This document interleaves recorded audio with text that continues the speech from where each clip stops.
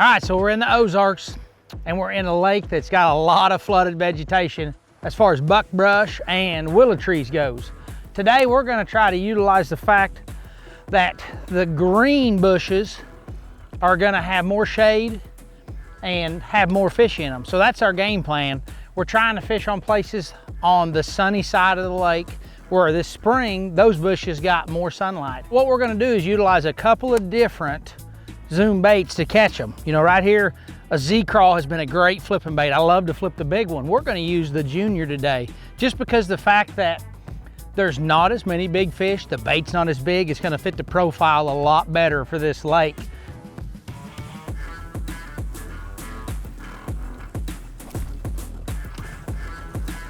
There's one right there. Stay on there, old boy.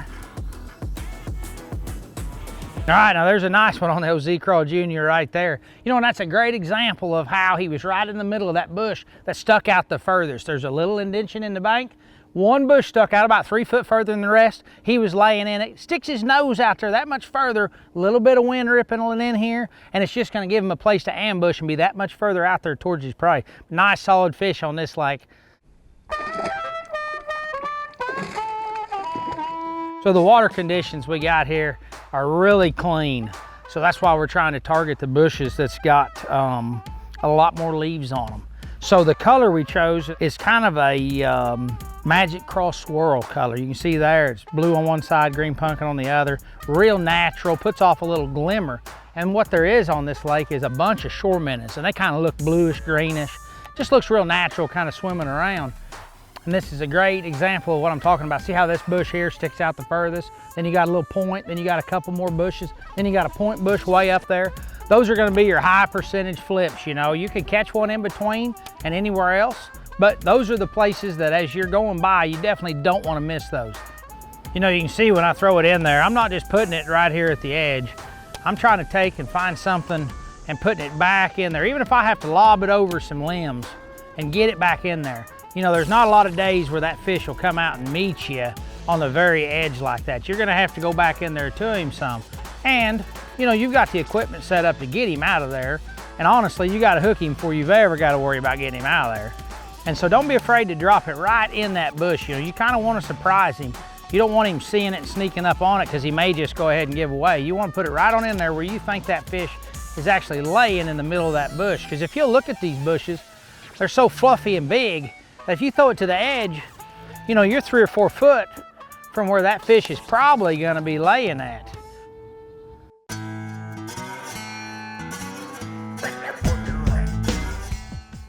The water's really clean, like we're in 4 foot of water right here, and you can see the bottom without any trouble. And we've got a little ripple on the water, and that's kind of helping, but definitely gonna have to kind of be a little bit stealthy, make a little bit further flip. But as long as you got enough shade and you got enough water in the bushes and you're quiet and you're sneaking around, you can make these fish work for you.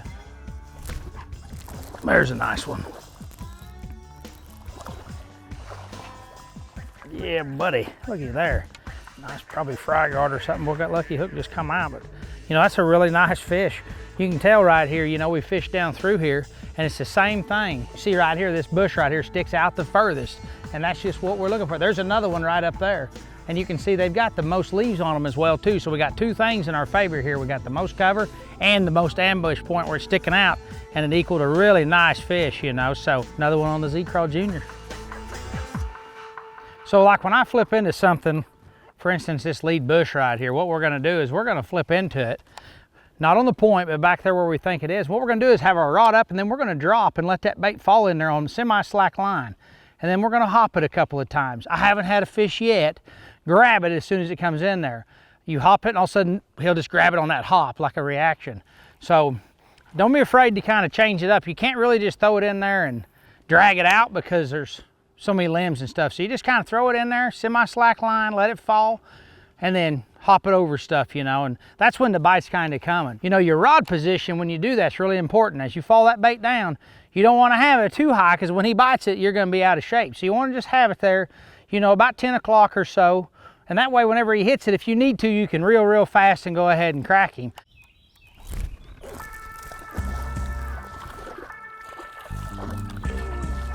Get up in here. Nice little old keeper.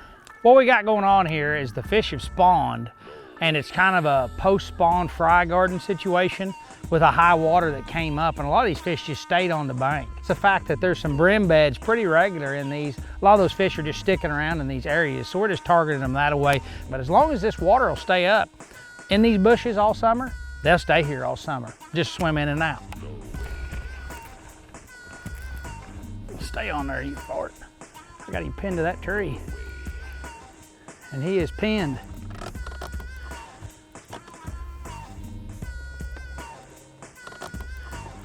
Just keep pressure on them when you're coming in here like this, you know, and a lot of times you can kind of get in there, like right now, if you had a dip net or you had a team partner, you kind of get in there and try to get him. As you get close, just see if you can get him out of that stuff, kind of like that.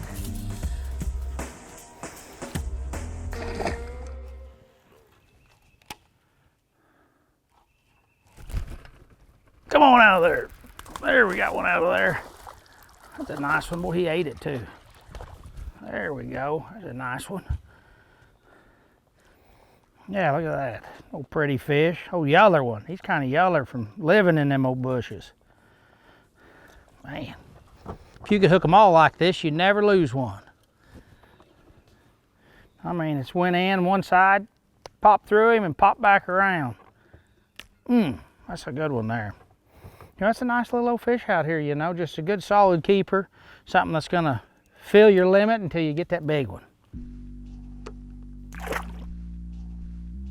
All right, so today I want to talk to you about the setup we used flipping all these bushes. You know, starting off, we used a Denali 7-foot 10-inch flipping stick. You know, I like a really long flipping stick. I want that fish's head to turn the minute that I crack him and come towards the outside of the bushes, towards the boat. I don't want to give him time to think or swim side to side. A 7-foot 10-inch Denali Lithium Pro does exactly that. Now, I have went up to a high gear ratio, 8:3 to 1, Johnny Moore's Signature Series reel, paired that with 25-pound Sunline shooter. I like the shooter for flipping. I throw a lot of sniper for winding, but for flipping, I want to throw the Sunline shooter. And then just as simple as this right here, we went to a little bit smaller bait today.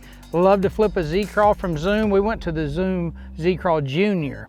And what that did is allowed us to target some fish in this lake that aren't as big. There's a lot of small forage in the lake, and it allowed it to go through the bushes well as far as that goes too, being a smaller bait, because the bushes don't have a ton of leaves on them, and so a smaller bait did not get caught on the little branches and knobs and all that. We did go with a 1/2-ounce bullet tungsten weight. We went with a Magic Crawl Swirl. You know, it's something like here, got a little blue in it, a little green pumpkin with blue on the backside. So I like to rig this bait with an actual EWG style hook. This is a Gamakatsu EWG Superline. And I like to use that style of hook over a straight shank, like when I'm flipping bushes, fluorocarbon, that kind of setup. A Z-Crawl has that nice little vein for it to lay in. You can see they're nice and exposed. And then just a 1/2-ounce bullet weight tungsten weight. Now I will vary that a little bit, but I never go lighter than a 1/2 ounce. I like a heavier weight because I want that getting all the way down at the bottom where you're going to get your bite. There's a good one. Get up in here. Yeah, there's one that's going to go in the box for sure on game day. Look how that old hook hooked him right out the old snout.